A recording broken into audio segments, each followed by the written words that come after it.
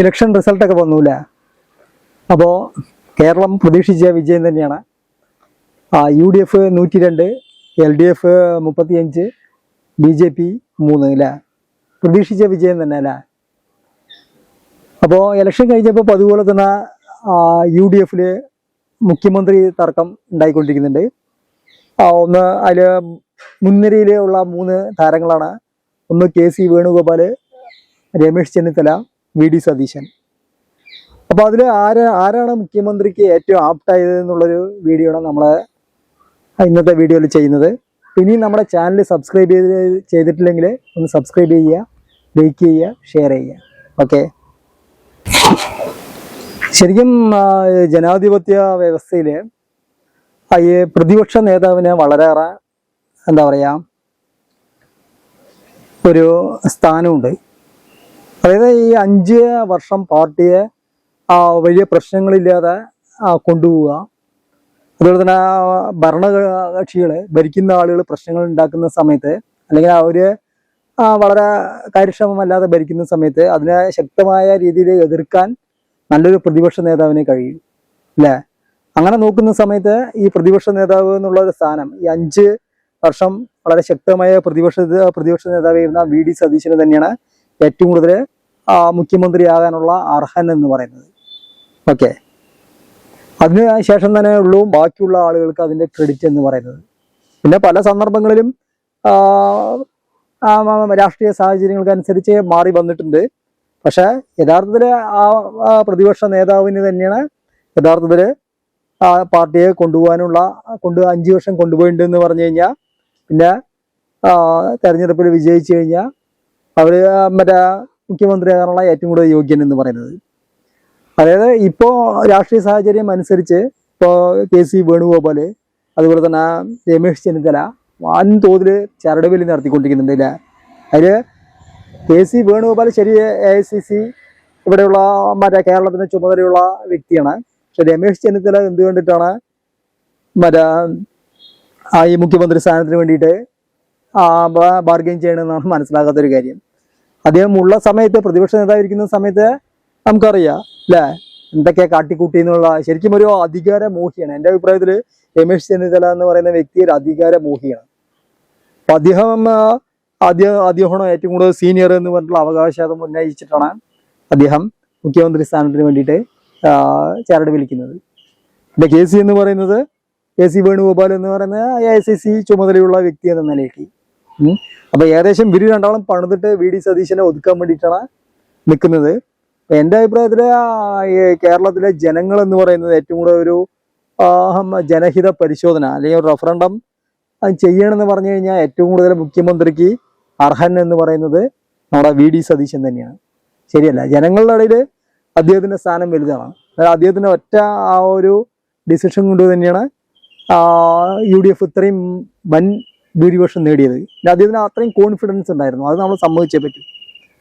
അതായത് ഇലക്ഷന്റെ നമ്മൾ നേരത്തെ പറഞ്ഞ പോലെ ഇലക്ഷന്റെ പ്രഖ്യാപനത്തിന്റെ ലാസ്റ്റ് നിമിഷം വരെ ഒരു സ്ഥാനാർത്ഥി നിർണയത്തിന് ഒരുപാട് പ്രശ്നങ്ങൾ ഉണ്ടാക്കിയ ഒരു വ്യക്തിയായിരുന്നു നമ്മുടെ G സുധാകരൻ എന്ന് പറയുന്നത്. അതിന് ശക്തമായ രീതിയിൽ തന്നെ പാർലമെന്റ് അംഗങ്ങള് ഇനി ഇലക്ഷന് നിൽക്കേണ്ടതില്ല, അല്ലെ നിയമസഭയ്ക്ക് നിൽക്കേണ്ടതില്ല എന്ന് ശക്തമായി പറഞ്ഞ നേതാക്കന്മാരിൽ ഒരാളാണ് VD സതീശൻ എന്ന് പറയുന്നത്. അതിനുശേഷമാണ് അവിടെ പ്രശ്നങ്ങൾ ഒതുക്കിയത്. അദ്ദേഹം ശക്തമായ രീതിയിൽ നിന്നു. അല്ലെങ്കിൽ കുറച്ച് അയവ് വരുത്തിയിട്ടുണ്ടെങ്കിൽ ഇത്രയും നല്ലൊരു അനുകൂല സാഹചര്യം UDFന് കുളവാക്കിയിട്ടുണ്ടാവും അല്ലേ? പിന്നെ അതുപോലെ തന്നെ അദ്ദേഹം പറഞ്ഞു എന്താ പറയാ 100 സീറ്റിന് മേലെ ആർക്ക് UDFന് ലഭിക്കും, അല്ലെങ്കിൽ UDFന് ലഭിച്ചില്ല എന്ന് തോൽക്കണം, പരാജയപ്പെടുകയാണ്. അതിന് കിട്ടിയില്ല എങ്കിൽ രാഷ്ട്രീയ പ്രവർത്തനം തന്നെ നിർത്തുമെന്ന് അദ്ദേഹം വളരെ ചങ്കുറ്റത്തോടുകൂടി പറഞ്ഞു. ശരിക്കും അത് കേട്ട് കഴിഞ്ഞ സമയത്ത് നമുക്ക് പോലും എന്തെങ്ങനെ പറയുന്നത് എന്തായാലും VD സതീശന്റെ കാര്യത്തിൽ തീരുമാനമായി എന്ന് വിചാരിച്ചാണ്. പക്ഷെ അദ്ദേഹത്തിന്റെ ഒരു കോൺഫിഡൻസ് എന്ന് പറയുന്നത് വളരെ ഇതിൽ തന്നെ പോയി. കറക്റ്റ് എന്താ പറയാ 100 കടക്കുകയും ചെയ്തു. യഥാർത്ഥത്തിൽ ഇപ്പോൾ VD സതീശൻ അല്ലാതെ വേറെ ആരെങ്കിലും ആക്കി കഴിഞ്ഞാൽ ജനങ്ങളുടെ മനസ്സിൽ വീണ്ടും പ്രശ്നങ്ങൾ സൃഷ്ടിക്കും. ഏറ്റവും കൂടുതൽ അർഹൻ എന്ന് പറയുന്നത് VD സതീശൻ തന്നെ. പിന്നെ ഇപ്പൊ തന്നെ ഈ രാഷ്ട്രീയ ചരട് വലിയിൽ ഓരോ ആളുകൾക്ക് വേണ്ടിയിട്ട് മറ്റേ പോസ്റ്ററുകൾ ഓട്ടാൻ തുടങ്ങി അല്ലേ. അപ്പോൾ കേസിക്ക് വേണ്ടിയിട്ട് ഒരുപാട് പോസ്റ്ററുകൾ വരാൻ തുടങ്ങി. രമേശ് ചെന്നിത്തലയും വിട്ടില്ല, അണികളെ വെച്ച് അദ്ദേഹവും ഇതാക്കി.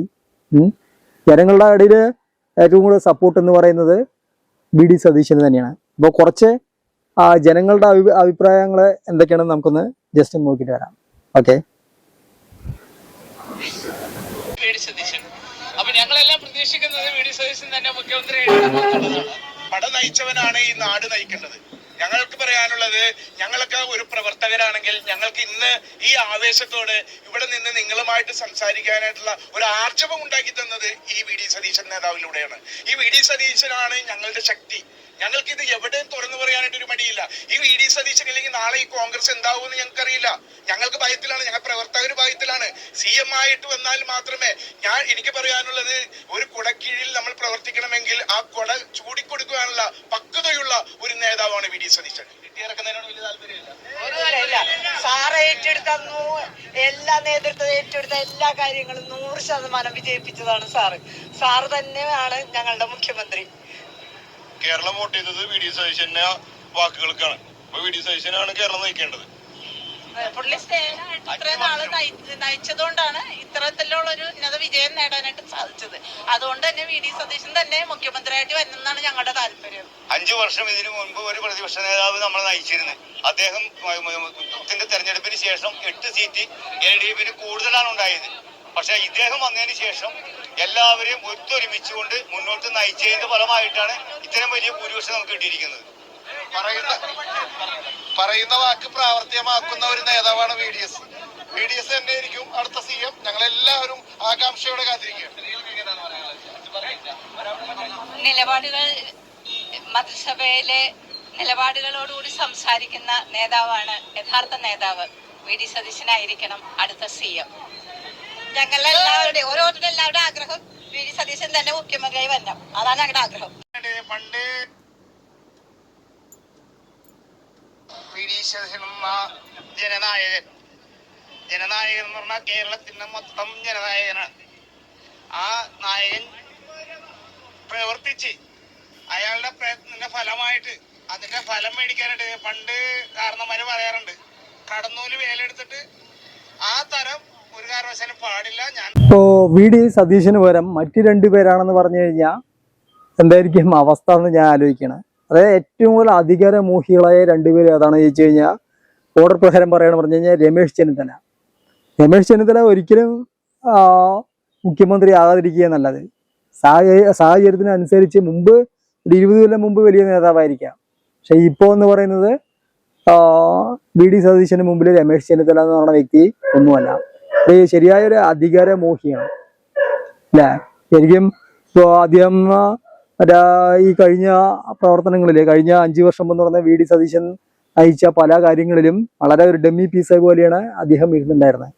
ഏറ്റവും അവസാന സമയങ്ങളിലാണ്, ഇലക്ഷന്റെ സമയങ്ങളിൽ UDFന് ഒരു നല്ലൊരു ചായ്വ് വന്നു കഴിഞ്ഞപ്പോൾ അദ്ദേഹം വേഗം വളരെ ശക്തമായ രീതിയിൽ തട്ടിക്കൂട്ടി എന്തൊക്കെയോ ആണെന്നുള്ള വരുത്തി തീർക്കുകയാണ് ചെയ്തിട്ടുണ്ടായിരുന്നത്. ശരിയായ അപ്പോൾ ഒരുവിധം UDF ജയിക്കുന്നു കണ്ടപ്പോൾ ആള് മുഖ്യമന്ത്രി മോഹം വീണ്ടും അധികാരമോഹിയാണല്ലോ, വീണ്ടും അദ്ദേഹം മുഖ്യമന്ത്രി സ്ഥാനം ലക്ഷ്യമിട്ടിട്ട് അദ്ദേഹം പ്രവർത്തിക്കുന്നു. അദ്ദേഹത്തിന് വേണ്ടി ജയ് വിളിക്കുന്ന കുറച്ച് അണികളെ വെച്ച് പോസ്റ്റർ ഓട്ടുന്നു. അത്ര തന്നെ. പിന്നെ KC വേണുഗോപാൽ അല്ലേ, അദ്ദേഹം AICCയില് വളരെ നല്ല പ്രവർത്തനങ്ങൾ കാഴ്ചവെച്ചു. കേരളത്തിന്റെ ചുമതല അപ്പോൾ കേരളത്തിന്റെ സ്ഥിതിയിൽ ഏറ്റവും അർഹൻ വി.ഡി. സതീശൻ തന്നെയാണ്. അപ്പൊ വി.ഡി. സതീശന് മുഖ്യമന്ത്രി സ്ഥാനം കൊടുത്തില്ല പറഞ്ഞു കഴിഞ്ഞാൽ മറ്റേ പഴഞ്ചൊല്ലി പോലെയാവും. അതായത് കൂട്ടുകൊള്ളാൻ മറ്റേ ചെണ്ടയും കൂലി വാങ്ങാൻ മാരാരെന്നുള്ളൊരു കണ്ടീഷനിലേക്ക് കാര്യങ്ങൾ മാറും. ജനങ്ങളെ കംപ്ലീറ്റ് ജനങ്ങളിൽ നിന്ന് കുറച്ച് പിന്നോക്കം പോവുകയും ചെയ്യും പാർട്ടി എന്ന് പറയുന്നത്. സാധാരണ പ്രവർത്തനങ്ങളിൽ ശരിക്കും നമ്മൾ നേരത്തെ പറഞ്ഞ ഒരു ജനഹിത പരിശോധന നടത്തുകയെന്ന് പറഞ്ഞു കഴിഞ്ഞാൽ ഏറ്റവും കൂടുതൽ പേര് ആവശ്യപ്പെടുന്നത്, സാധാരണ UDF പ്രവർത്തകർ ആവശ്യപ്പെടുന്നത് വി.ഡി. സതീശൻ തന്നെയായിരിക്കും. അതായത് വർഷങ്ങൾക്ക് മുമ്പ് ഈ വി.ഡി. സതീശൻ പറയുന്ന നേതാവ് ശരിക്കും കയറി വന്നത് ചാനൽ ചർച്ചകളിലൂടെയായിരുന്നു അല്ലേ. അതായത് തോമസ് ഐസക്കിനെ മടക്കാൻ ഒരാൾ കോൺഗ്രസിലുണ്ടെങ്കിൽ, കുറച്ച് അറിവും കുറച്ച് ഡിബേറ്റിൽ കുറച്ച് കഴിവുമുള്ള ഒരു ആളുണ്ടെങ്കിൽ അത് നമ്മുടെ വി.ഡി. സതീശൻ തന്നെയായിരുന്നു. മറ്റേ പ്രതിപക്ഷ നേതാവ് രമേശ് ചെന്നിത്തല ആകുന്നതിന് മുമ്പ് ചാനൽ ചർച്ചകളിലും മറ്റ് ഡിബേറ്റുകളിലും ഏറ്റവും കൂടുതൽ ശക്തിയുക്തം കോൺഗ്രസിനെ നയിച്ചിട്ടുണ്ടായിരുന്നത് വി.ഡി. സതീശൻ തന്നെയാണ്. ഓക്കെ, അപ്പൊ അദ്ദേഹം മറ്റേ ഇപ്പൊ ഉള്ള നേതാക്കന്മാരിൽ ഇപ്പൊ സെലക്ട് ചെയ്തിട്ടുണ്ടായിരുന്ന 3 നേതാക്കന്മാർ, അതായത് കെ.സി. വേണുഗോപാൽ, അതുപോലെ തന്നെ രമേശ് ചെന്നിത്തല, വി.ഡി. സതീശൻ അല്ലെ, ഈ 3 പേരില് ഏറ്റവും കൂടുതൽ കഴിവെന്ന് പറയുന്നത്, അതായത് പിടിച്ച് നിർത്താൻ, അതായത് പറഞ്ഞ വാക്കുകൾക്ക് കുറച്ച് ശൗര്യം എന്ന് പറയുന്നത് അത് ഒരൊറ്റ ആൾക്കേ ഉള്ളൂ, അത് വി.ഡി. സതീശൻ തന്നെയാണ്. അപ്പൊ ശരിക്കും ഈ 3 പേരുടെ ഈ പ്രശ്നങ്ങളില് ഏറ്റവും കൂടുതൽ മുഖ്യമന്ത്രി സ്ഥാനത്തിന് ഏറ്റവും കൂടുതൽ അർഹൻ എന്ന് പറയുന്നത് നമ്മുടെ വി.ഡി. സതീശൻ തന്നെയാണ്. അതിൽ യാതൊരുവിധ സംശയവുമില്ല.